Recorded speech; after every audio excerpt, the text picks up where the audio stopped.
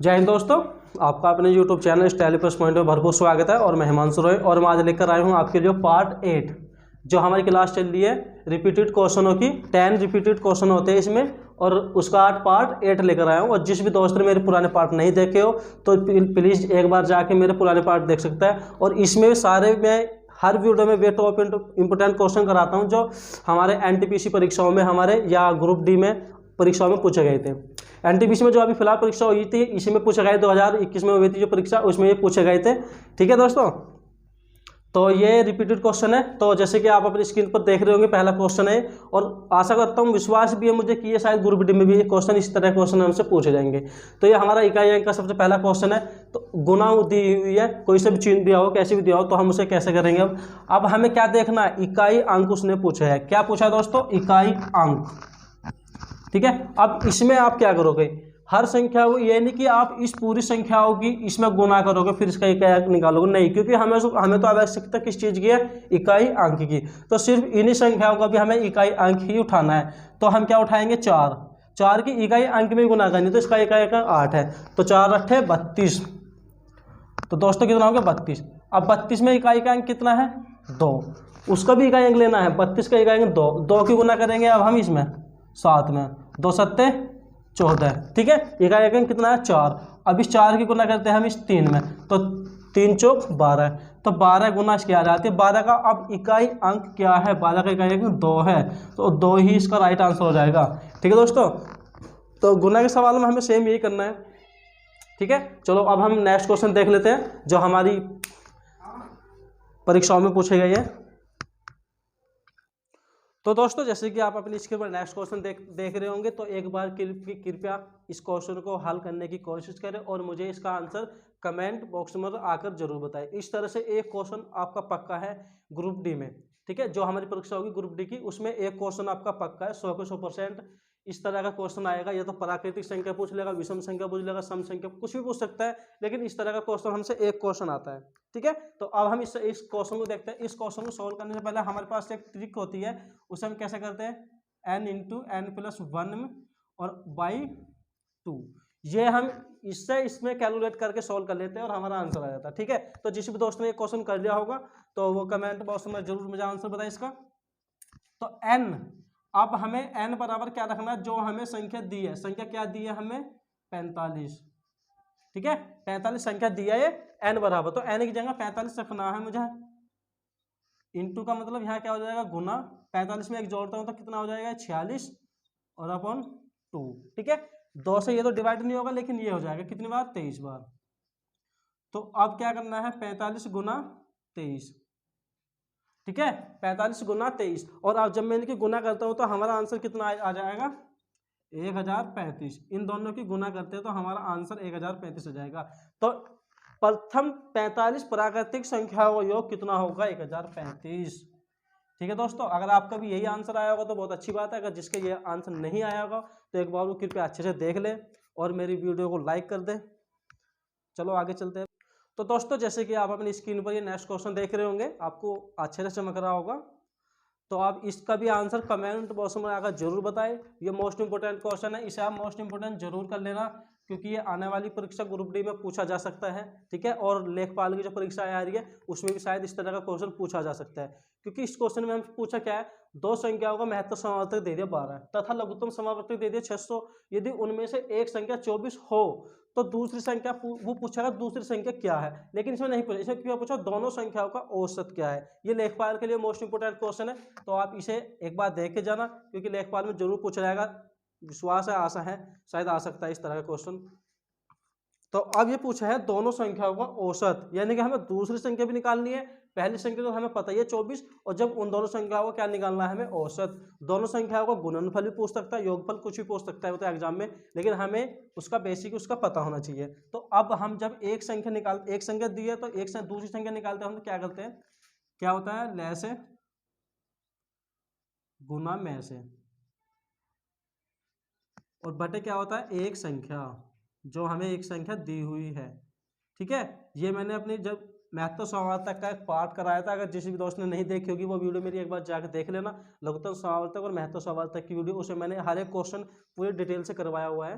तो अब हमें इसमें क्या निकालना है, बराबर लैस है गुना मैस है, लैस है 12 हो जाता है, महता होता है 12 गुना 600, आगे पीछे लिख लो कोई फर्क नहीं पड़ेगा, 24। ठीक है, 12 दूनी 24, 2 से कट गई कितना 300 बार। अब हमारी एक संख्या, अब यहाँ एक बात देखो, एक संख्या हमारी कितनी है 24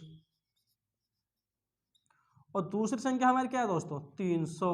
अब कह रहा है इन दोनों संख्याओं का औसत क्या है, औसत दूसरी पूछ रहा है तो दूसरी संख्या ये है, औसत पूछ रहा है तो अब इन दोनों संख्या का औसत निकाल लो, 300 बटे 2, 2 संख्या है तो 2 आ गया, तो यहाँ कितना आ जाता है 324 को हम 2 से भाग करते हैं तो कितना आएगा, 2 एकम 2, 2 छिक्का 12 और जी 2 छिक्का 12, 2 दूनी 4, तो 162। ठीक है, तो इन दोनों संख्याओं का आंसर हमारा कितना हो जाएगा दोस्तों 162। ठीक है, और अगर मेरी वीडियो अच्छी लग रही हो तो एक बार लाइक कर दो दोस्तों। ठीक है, और हम आगे चलते हैं, नेक्स्ट क्वेश्चन देखते हैं। तो दोस्तों मोस्ट इंपोर्टेंट क्वेश्चन है, वेरी मोस्ट इंपोर्टेंट क्वेश्चन है, इसे आप मोस्ट इंपोर्टेंट कर ही लेना, फिर ये मत कहना हमें तो बताया नहीं था। और वो भी किसके लिए, आरआरबी ग्रुप डी के लिए। ठीक है, मोस्ट इंपोर्टेंट कर लेना, और जिस भी दोस्त को ये क्वेश्चन पता हो वो कृपया करके कमेंट बॉक्स में इसका भी आंसर मुझे जरूर बताएं। तो ठीक है, तो हम क्वेश्चन स्टार्ट करते हैं। हमें दिया है 4 प्राकृतिक सम संख्याओं का औसत 27 है, तो सबसे बड़ी संख्या क्या होगी। तो इसे आप बिल्कुल सेकंड, कुछ भी नहीं है इस क्वेश्चन में, सेकंडों में क्वेश्चन सोल्व कर सकते हो, बिल्कुल सेकंडों में। ठीक है, किस तरह से करोगे, कितनी संख्या दी है 4, 4 में से अगर यहाँ सम संख्या दी हो, बस एक चीज ध्यान रखना ना, अगर यहाँ सम दी हुई हो तो इसमें से 1 माइनस कर लो, बस कितना आता है 3, और ये 3 इस 27 में जोड़ दो जो इनका औसत है, तो वो हमारा राइट आंसर हो जाएगा ये 30। ठीक है, समझ गए।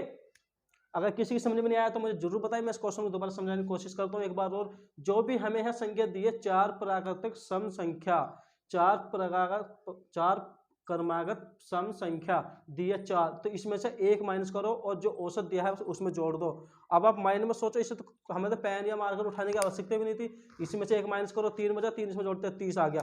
अगर आप पूछता सबसे छोटी संख्या अगर पूछता तो ये 3 माइनस हो जाता, अगर 27 में से ये 3 माइनस हो जाता तो कितना आंसर आता 24। अगर छोटी पूछता, अगर बड़ी पूछी है उसने तो हमारा आंसर आएगा 30। ठीक है, समझ में आ गया। इसका आंसर मुझे आप जरूर कमेंट बॉक्स में आकर जरूर बताएं। ठीक है, अब आपको अच्छे से समझ में आ गया होगा, तो कृपया करके मेरे चैनल को अगर कोई नया है तो सब्सक्राइब कर दो।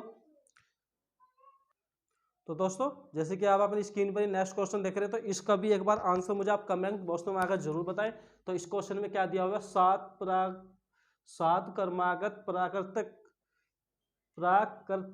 ठीक है, समझ रहे हो ना। उसमें क्या दिया था हमें सम, तो इसमें दिया 7 क्रमागत प्राकृतिक संख्याओं का औसत 33 है, तो इनमें से सबसे बड़ी संख्या क्या होगी। उसमें क्या दिया था क्वेश्चन में, उसमें दिया था सम संख्या, इसमें दिया प्राकृतिक। ठीक है, तो हम इस क्वेश्चन को भी उसी तरह से करेंगे, 7 में से 1 माइनस करो, कितना आ गया 6। अब बस इतना फर्क है, बस इसे हम 2 से भाग करते हैं, बस इसका आधा करते हैं यहाँ से कम, तो कितना आ जाएगा 3। अब वो 3 हमें इस औसत में जोड़ना है, तो 3 वो हमें इसमें जोड़ देना है, तो कितना आ जाएगा हमारा 36। 36 ये क्या आ गया हमारी बड़ी संख्या। तो अब जो मैं नेक्स्ट क्वेश्चन दे रहा हूँ वो दोस्तों आपके लिए है, छोटी संख्या क्या है, क्या होगी।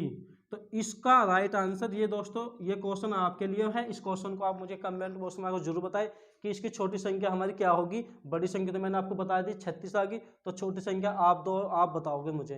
ठीक है दोस्तों, चलो अब मैं नेक्स्ट क्वेश्चन पर चलता हूँ अपने। तो दोस्तों जैसे कि आपकी स्क्रीन पर नेक्स्ट क्वेश्चन दिख रहा होगा, ये भी मोस्ट इंपोर्टेंट है, इसे भी मोस्ट इंपोर्टेंट करके ही जाना। ठीक है, तो आप इस क्वेश्चन को देखते हैं, 17:24 अनुपात में से प्रत्येक में कितनी संख्या जोड़ी या घटाई जाए कि ये अनुपात 1:2 में हो जाए। ठीक है, तो हम दोस्तों अगर मैं इसे मतलब बेसिक से करूँ तो शायद पूरा बोर्ड भर जाएगा और आपकी समझ में भी नहीं आएगा, तो हम इसे सेकंडों में ऑप्शन से इसे हम सोल्व करते हैं। इस क्वेश्चन को हम इसे ऑप्शन से सोल्व करके चलते हैं, तो हम इसे सेकंड में क्वेश्चन को सोल्व कर सकते हैं। ठीक है, अब हमें यहाँ से हर क्वेश्चन या हर ऑप्शन सोल्व करना होगा, देखना होगा कि ये आ रहा है या नहीं आ रहा। सबसे पहले मैं उठाता हूँ ए क्वेश्चन है 5 घटाई जाए। अगर मैं इस अनुपात में 5 घटा दूं तो क्या इतना हो जाएगा 1:2। चलो देखते हैं, इसमें तो 5 घटा होता तो कितना बचा हमारा 12, इसमें तो 5 घटाता हूँ तो कितना होगा अनुपात 19, तो बिल्कुल भी नहीं आएगा ना, ये तो बिल्कुल भी नहीं आएगा, तो पहला का तो हमारा ये हो गया गलत। अब दूसरे पे चलते हैं, 10 जोड़ जाए, मैं 10 इसमें जोड़ता हूँ तो 27 और 10 इसमें जोड़ता हूँ तो कितना हो जाएगा 34, तो नहीं आ रहा ना, ये भी नहीं आएगा बिल्कुल भी, क्योंकि 1:2 चाहिए, तो ये भी हमारा गलत हो गया। सी पे चलते हैं, 7 जोड़ जाए, तो अगर मैं इसमें 7 जोड़ रहा हूँ तो कितनी होगी ना हमारी, ये हो जाएगी हमारी 7। देखो बिल्कुल इस ये भी नहीं आएगा, क्योंकि ये तो अलग ही जा रहा है, सारी संख्या अलग जा रही है, लेकिन हमारा ये सही हो सकता है, एक ही बचा तो यही हमारा सही हो जाएगा। तो मैं इसे लेकर चलता हूँ, 7 घटाई जाए तो 7 इसमें से घटा रहा हूँ तो कितनी हो जाएगी 17, 17 में से 7 10 घटा रहे हैं तो कितने बचेगी 7 अनुपात, और मैं इसमें से ये इसे घटा रहा हूँ तो कितनी हो जाएगी 14, और 7 एकम 7 और 7 दूनी 14, तो 1:2 हमारा ये राइट आंसर आगे नहीं आ गया। अब ये 1:2 ना, तो मैं 7 अगर 5 घटा रहा हूँ तो जब भी नहीं आ रहा, 7 जोड़ रहा हूँ तो जब भी नहीं आ रहा, और इससे मैं इसमें जोड़ रहा हूँ तो ये भी नहीं आ रहा, तो इसका हमारा ऑप्शन राइट डी हो जाएगा। 10 संख्या में अगर घटाई जाए तो यह अनुपात हमारा क्या हो जाएगा 1:2 में कन्वर्ट हो जाएगा। अगर हम इसे बेसिक से करते हैं तो बहुत ज़्यादा टाइम लगेगा, और हम इसे ऑप्शन से कर रहे हैं तो हम इसे जल्दी क्वेश्चन सोल्व कर सकते हैं। चलो अब नेक्स्ट क्वेश्चन देखते हैं। तो दोस्तों आप नेक्स्ट क्वेश्चन देख सकते हो, एक मशीन 20% लाभ पर बेची गई, एक मशीन कोई मशीन थी वो 20% लाभ पर बेची गई, यदि मशीन 80 रुपये कम में बेची जाती तो विक्रेता को 20% की हानि होती, तो मशीन का क्रय मूल्य क्या है। ठीक है दोस्तों, अगर इस तरह का क्वेश्चन आ रहा है हमारे सामने, कम या अधिक वाला, और एक लाभ दिया है और एक हानि दी है, या दोनों लाभ दिए हैं या दोनों हानि दी है, तो इस तरह के क्वेश्चन को हम किस तरह से करते हैं। तो सबसे पहले हम क्या करते हैं, ये जो कम या अधिक दिया वो लिख लेते हैं। ठीक है, अब इसके बटन में हम क्या लिखते हैं, अगर लाभ और हानि दिए तो ये संख्या दोनों जुड़ जाएगी 20 + 20, और अगर लाभ लाभ दिए या हानि हानि दिए तो ये दोनों संख्या माइनस हो जाएगी, और ऊपर गुना में 100 पहुंच जाएगा, क्योंकि परसेंट नीचे आ रहा है तो ऊपर गुना में 100 पहुंच जाएगा ऑटोमेटिकली। तो क्या हो जाएगा अब ये 800 × 100/40, ये है ना 20 और 20 40, तो इससे ये खत्म हो गया, और इससे कितना होगा 20 बार। ठीक है, अब इसकी मैं इसमें गुना करता हूँ तो कितना आ जाएगा हमारा 2000। तो आप कहने का मतलब ये है कि इस जो मशीन का जो किराया मूल्य आया, या कितने रुपए की हमने ली थी, जो ली थी हमने 2000 रुपए की। ठीक है, अगर हम इसे इतने में कब बेचते तो हमें 20% की हानि हो जाती। तो दोस्तों मेरी वीडियो को लाइक करो, शेयर करो ज़्यादा से ज़्यादा। चलो नेक्स्ट क्वेश्चन देखते हैं अब एक और। तो दोस्तों चलो नेक्स्ट क्वेश्चन पे चलते हैं। तो ये दोस्तों फिलहाल ये क्वेश्चन आपके लिए है, वो भी उसके लिए जिसने मेरी पहली वीडियो देखी है, जो मैंने अभी फिलहाल में जो नेक्स्ट वीडियो डाली थी उसमें मैंने औसत ही कराया था, और औसत में भी वे क्वेश्चन मैंने कराए थे जो रिपीटेड थे और जो उन्हें हम सेकंडों में कर सकते हैं। ठीक है, तो ये भी उन्हीं बच्चों के लिए है, और वे एक बार इसका आंसर मुझे कमेंट बॉक्स में जरूर बता दे, और जो नया बच्चा जुड़ा है वो एक बार चैनल को सब्सक्राइब कर दे, और इस क्वेश्चन को एक बार करने के बाद अगर ये क्वेश्चन समझ में आता है तो मेरी वीडियो देख ले पिछला वाला, तो आपके ये क्वेश्चन आराम से समझ में आ जाएगा, जो मैंने अभी नेक्स्ट वीडियो डाली थी औसत की। ठीक है, तो अब इस क्वेश्चन में क्या है, 5 लगातार विषम संख्याओं का औसत 47 है, तो सबसे छोटी संख्या क्या होगी या सबसे बड़ी संख्या क्या होगी, चलो देखते हैं। अब मैंने आपको शॉर्ट ट्रिक से बताया था, क्या बताया था, 5 संख्या दी है लगातार, ठीक है, वो भी क्या दिए विषम, और उनका औसत क्या दिया था 47, तो उनका 47 जो औसत हम निकाल लेते बार बार, कोई संख्या थी लगातार या डिफरेंस जिनका सेम हो, विषम संख्या दिया तो डिफरेंस तो सेम ही होगा ना, तो उसका औसत हमें या तो हमें औसत निकालना होता था या औसत हमें दे दिया गया था। तो यहाँ दिया है तो जो औसत दिया वो हमें बीच में रखना। अब हमें इसकी 5 संख्या बनानी है, वे भी विषम। ठीक है, 47 से आगे विषम संख्या कौन सी आएगी हमारी, वो आएगी हमारी 48 तो नहीं होगा, 49 होगा। 49 के बाद एक संख्या हम जोड़ लेते हैं, क्या आएगा 51 आ गया। ठीक है, अब इसके बाद 3 तो होगी, 2 हमने इससे इधर लिख ली, 2 इससे इधर लिख लेते हैं, तो क्या आएगा, एक 45 आ गया और एक आएगा 43। तो इसने पूछा 5 लगातार, 1 2 3 4 5, तो हमारा संख्या औसत क्या होता था, हम इससे ये माइनस करते थे, इसे काट देते तो बीच का औसत आ जाता था, बिल्कुल ऐसे कर देते ना। अगर डिफरेंस सेम आ रहा है, अब हमें क्या देखना, सबसे बड़ी संख्या पूछा, तो सबसे बड़ी संख्या 51 है, तो 51 इसका राइट आंसर है। छोटी संख्या पूछ रहा है तो 43 इसका राइट आंसर है। ठीक है दोस्तों, तो आज के लिए इतना ही। तो जो नया स्टूडेंट जुड़ा हो तो एक बार मेरी वीडियो को सब्सक्राइब करें, शेयर करें, कमेंट करें, और इस क्वेश्चन का आंसर मुझे ज़रूर बताएं। थैंक्स।